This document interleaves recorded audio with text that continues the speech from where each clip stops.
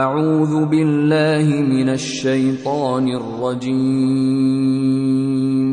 بسم اللہ الرحمن الرحیم السلام علیکم ورحمۃ اللہ وبرکاتہ۔ الحمدللہ والصلاة والسلام علی رسول اللہ۔ حاضرین و سامعین کرام، آپ حضرات کا اس پروگرام میں پرتپاک استقبال ہے۔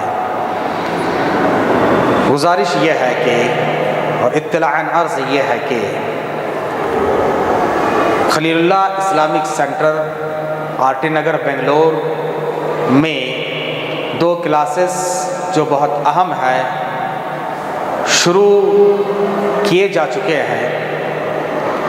ایک اسلامی عقیدہ، اسلامک کریڈ، اسلامک بلیف اور فیتھ۔ اسلامک عقیدہ یہ اسلام کی بنیاد ہے، اسی کی بنیاد پر اسلام کی شناخت ہوتی ہے کہ مسلمان اور کافر کے درمیان فرق ہوتا ہے، اور یہ قوموں کے عروج و زوال کے لیے نہایت اہم ہے۔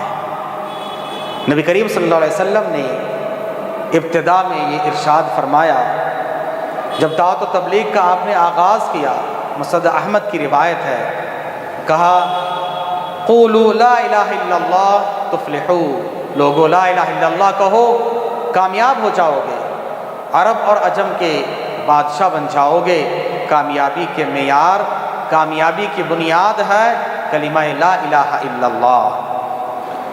اسی کی بنیاد پر صحابہ کرام نے قربانیاں دی، ہر طرح کی پریشانیوں کو برداشت کیا، اور یہ پہلا واجب ہے، ہر انسان پر پہلا واجب یہی عائد ہوتا ہے کہ وہ کلمہ لا الہ الا اللہ، اسلامی عقیدہ اور ایمان کو معلوم کریں۔ اللہ تعالیٰ نے فرمایا فَاعْلَمْ أَنَّهُ لَا إِلَٰهَ إِلَّا اللَّهُ، اس بات کو سب سے پہلے معلوم کر لو کہ اللہ کے علاوہ کوئی عبادت کے حقدار نہیں ہے۔ سورہ محمد آیت نمبر 19۔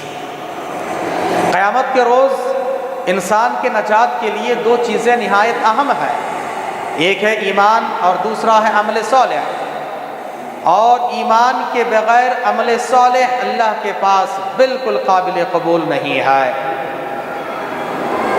عمل صالح کو اگر آپ ایمان اور عقیدے سے باندھ دے تو ہی فائدہ ہو سکتا ہے، ورنہ ڈھیر سارے اعمال کر لیں، اگر اس میں ایمان اور عقیدہ نہیں ہے کوئی فائدہ نہیں ہے۔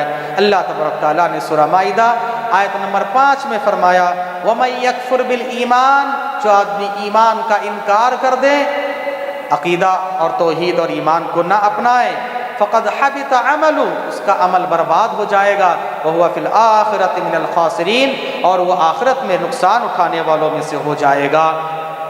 اسی لیے نبی کریم صلی اللہ علیہ وسلم نے ابتدا میں مکے میں 13 سال تک صرف توحید کی تعلیم دیتے رہیں، ایمان کی دعوت دیتے رہیں، اور لوگوں کو اس کا سبق سکھاتے رہیں۔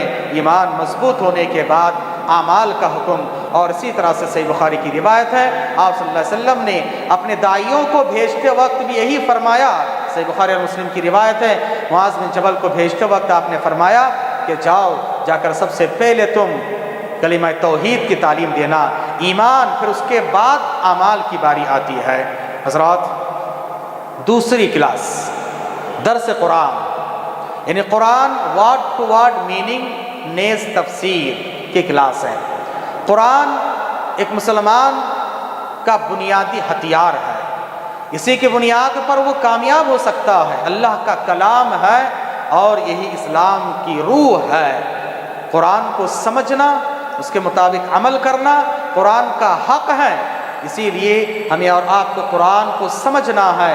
جو لوگ قرآن کو سمجھتے نہیں ہیں، اللہ تعالیٰ نے ایسے لوگوں کے بارے میں فرمایا سورہ محمد آیت نمبر 24 میں افلا یتدبرون القرآن، کہ یہ لوگ قرآن میں غور و فکر نہیں کرتے ہیں، ام علی قلوب اقفالها، یا ان کے دلوں میں قفل لگ چکا ہے۔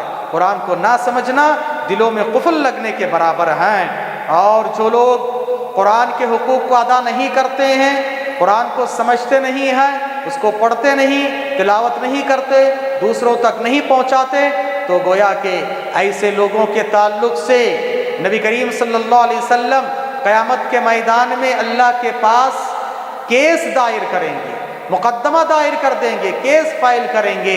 اللہ کے رسول صلی اللہ علیہ وسلم خود اللہ سے کہیں گے، سورہ فرقان آیت نمبر 30، وقال الرسول، اور رسول کہیں گے یا ربی، اے میرے پروردگار، ان قوم اتخذوا هذا القرآن مہجورا، میری قوم نے اس قرآن کو چھوڑ رکھا تھا۔ اور چھوڑ رکھنے کا کیا مطلب ہے؟ ابن قیم رحمہ اللہ نے بیان کیا ہے، چھوڑنے کا مطلب اس کو پڑھنا نہیں، اس کی تلاوت نہ کرنا، اس کو سمجھنا نہیں، اس کو دوسروں تک پہنچانا نہیں، اور اس میں غور و فکر کر کے اس کو شفا کے طور پر حاصل نہ کرنا، یہ سب چیزیں قرآن کو چھوڑنے کے ضمن میں آتا ہے۔ اسی لیے ہمیں اور آپ کو وقت اور حالات کے تقاضے کے اعتبار سے قرآن کو سمجھنا بھی ضروری ہے۔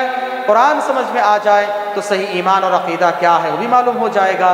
اسی لیے ہم نے 2 کلاسز شروع کی ہے، یا واضح رہیں یہ 2 کلاسز مسجد Khalil Ullah Islamic centre RT Nagar Bangalore میں منعقد ہے۔